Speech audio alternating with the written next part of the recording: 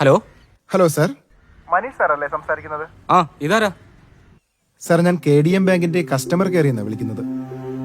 Sir, ഒരു പുതിയ ATM കാർഡിന് അപേക്ഷിച്ചിട്ടുണ്ടായിരുന്നല്ലോ. അത് കിട്ടിയല്ലോ. ഓക്കെ സർ, ഇതൊരു ബാങ്കിംഗ് വെരിഫിക്കേഷൻ പ്രോസസ്സാണ്. ആ മനീഷ് കിഴക്കുംപര തിരുമല PO, ഇതല്ലേ സാറിന്റെ അഡ്രസ്?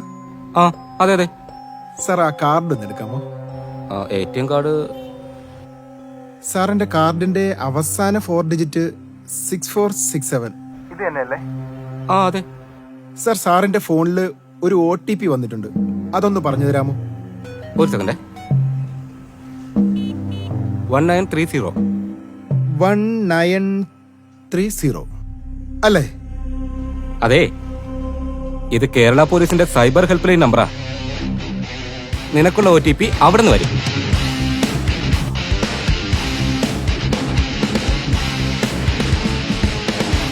കണ്ടില്ലേ, ഇദ്ദേഹത്തിന് പണം നഷ്ടപ്പെടാതിരുന്നത് ജാഗ്രതയോടെ പ്രവർത്തിച്ചത് കൊണ്ട് മാത്രമാണ്.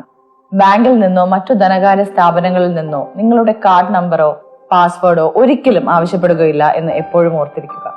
ഇത്തരം തട്ടിപ്പുകളിൽ അകപ്പെടുകയാണെങ്കിൽ 1 മണിക്കൂറിനകം സൈബർ സെൽ ഹെൽപ്പ് ലൈൻ നമ്പറായ 1930 പരാതി നൽകുക. 24 മണിക്കൂറും ഈ നമ്പറിലേക്ക് വിളിക്കാവുന്നതാണ്.